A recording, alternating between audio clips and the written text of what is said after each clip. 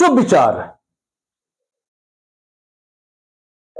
जीवन में जब कुछ बड़ा मिल जाए तो छोटे को कभी मत भूलना, क्योंकि जहां तलवार काम नहीं आता वहां सुई काम आता है। आज का यह विचार सभी के लिए बहुत ही उपयोगी है।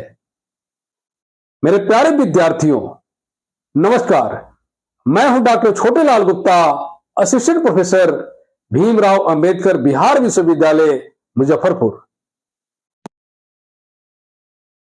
आज के क्लास में सतपुड़ा के घने जंगल, जो भवानी प्रसाद मिश्र की कविता है,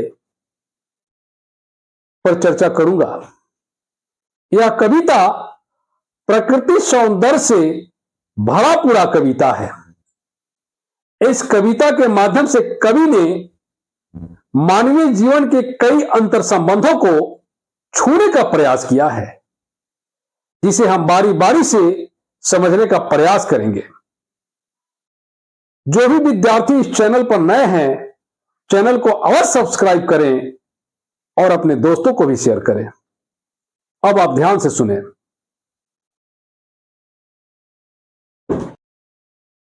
सतपुड़ा के घने जंगल प्रसिद्ध कवि भवानी प्रसाद मिश्र द्वारा रचित एक कविता है।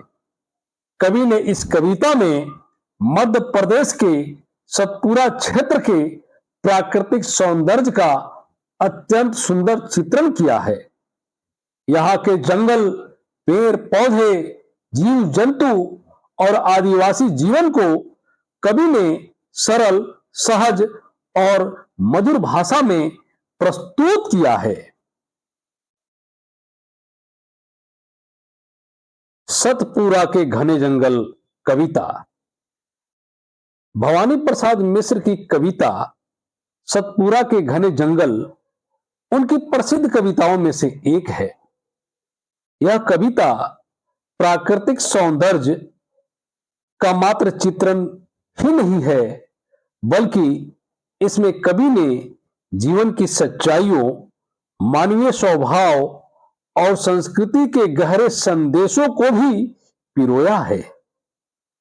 कविता में सतपुड़ा के असीमित घने हरे भरे जंगलों का ऐसा जीवन चित्र उभरता है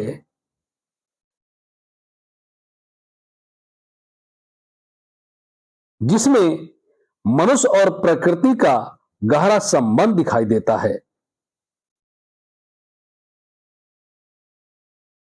प्रकृति की महानता। कवि सबसे पहले सतपुड़ा पर्वतमाला के घने जंगलों का उल्लेख करते हैं। ये जंगल मानव प्रकृति का विराट रूप है, जिनकी हरियाली, गहराई और रहस्यमयता मानव को आकर्षित करती है। कवि बताना चाहते हैं कि प्रकृति अनंत और असीम है, जबकि मनुष्य बहुत छोटा और सीमित है। जंगल अपने विशाल वृक्षों, पत्तों, बेलों और लताओं के कारण मानव जीवन की गहनता का प्रतीक बन जाता है। मनुष्य और जंगल का संबंध। कवि का मानना है कि जंगल केवल पेड़ों का समूह नहीं है, बल्कि यह जीवन का शिक्षक है। जंगल हमें धैर्य, सहनशीलता और आत्मनिर्भरता का पाठ पढ़ाता है। वृक्ष अपने फल फूल, छाया और लकड़ी द्वारा मानव जीवन को पोषित करते हैं, किंतु वे कभी किसी प्रकार का घमंड नहीं करते। इसी प्रकार मनुष्य को भी निस्वार्थ भाव से सेवा करने की प्रेरणा लेनी चाहिए। संयम और सादगी का संदेश। जंगल का जीवन बहुत संयमित और सरल है। वहां हर एक पेड़, हर झाड़ी और हर लता अपने अपने स्थान पर संतुलन बनाए हुए है। कोई भी वृक्ष अपनी सीमाओं का अतिक्रमण नहीं करता। कवि इस माध्यम से समाज के लिए संदेश देते हैं कि मनुष्य को भी संयमित जीवन जीना चाहिए, अपनी मर्यादा में रहना चाहिए और प्रकृति के साथ सामंजस्य स्थापित करना चाहिए।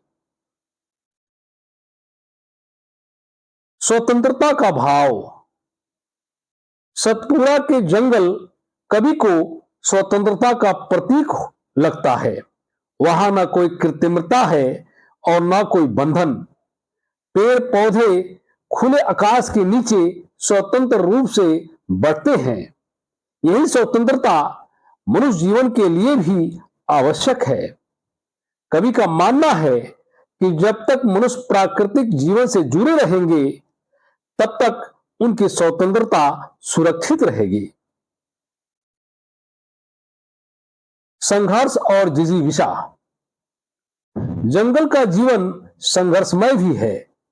पेड़ों को आंधी, पानी, तूफानों और सूखे का सामना करना पड़ता है, किंतु फिर भी वे अपनी जड़ों को थामे रहते हैं और पुनः हरे भरे होकर खड़े हो जाते हैं। इस प्रकार जंगल हमें जीवन में आने वाले संघर्षों से जूझने और पुनः खड़े होने की प्रेरणा देता है। यह शिक्षा मनुष्य के लिए अत्यंत आवश्यक है। सभ्यता और प्रकृति का अंतर। कवि ने जंगल की तुलना मानव सभ्यता से भी की है।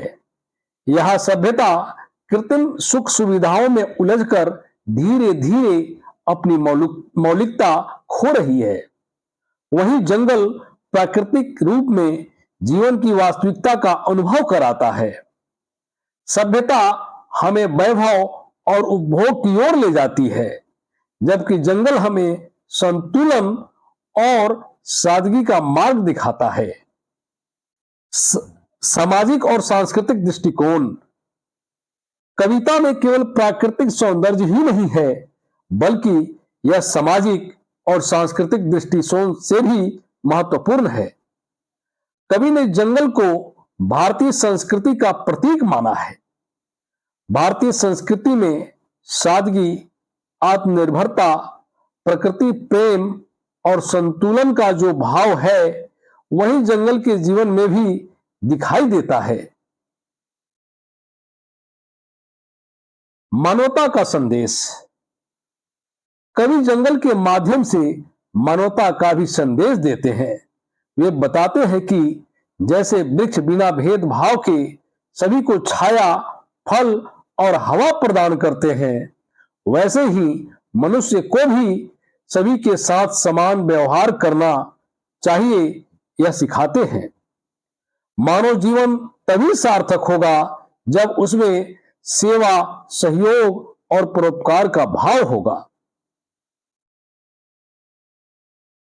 कविता का प्रभाव। सतपुड़ा के घने जंगल कविता पाठक के मन में प्रकृति के प्रति गहरा प्रेम और सम्मान उत्पन्न करती है। यह कविता हमें बताती है कि प्रकृति के बिना मानव का जीवन अधूरा है।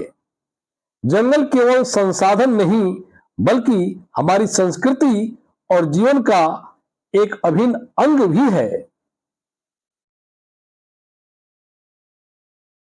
अतः हम कह सकते हैं कि भवानी प्रसाद मिश्र की यह कविता केवल सतपुड़ा के जंगलों का भौगोलिक चित्रण नहीं है, बल्कि इसमें जीवन दर्शन छिपा हुआ है। जंगल हमें सादगी, स्वतंत्रता, संयम, संघर्ष और मानवता का मार्ग दिखाते हैं। इस कविता के माध्यम से कवि ने यह स्पष्ट किया है कि जब तक मनुष्य प्रकृति से जुड़ा रहेगा, तब तक उसका जीवन संतुलित और सार्थक रहेगा। सभ्यता चाहे कितनी भी प्रगति कर ले, किंतु जंगल की हरियाली, उसकी सहजता और स्वतंत्रता ही उसकी वास्तविक जीवन मूल्यों को बनाए रख सकती है।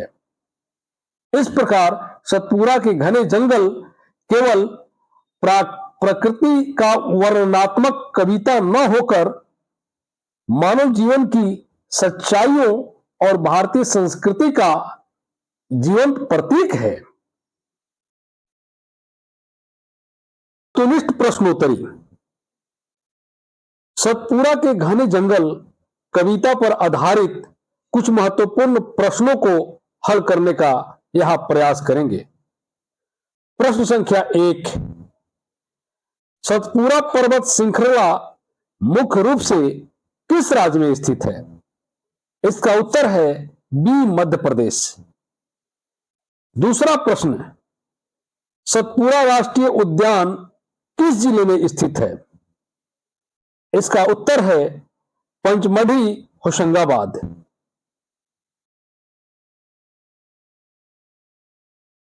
तीसरा प्रश्न, सतपुरा टाइगर रिजर्व किस वर्ष स्थापित किया गया?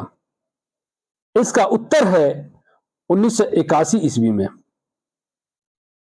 चौथा प्रश्न, सतपुरा के घने जंगलों में मुख्यतः कौन सी वनस्पति पाई जाती है? इसका उत्तर है बी, शुष्क पर्णपाती वन।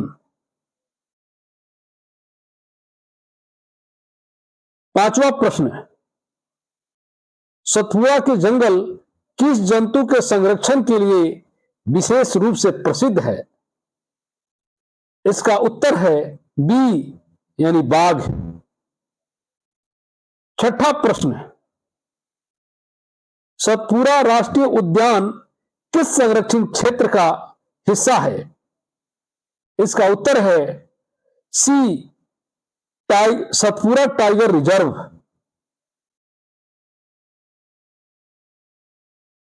नौवां प्रश्न, सतपुरा के जंगलों में कौन सा दुर्लभ जानवर पाया जाता है? इसका उत्तर है बी, स्लॉथ भालू। 10वां प्रश्न, सतपुरा के घने जंगल किस नदी के बेसिन का हिस्सा है? इसका उत्तर है नर्मदा नदी। धन्यवाद।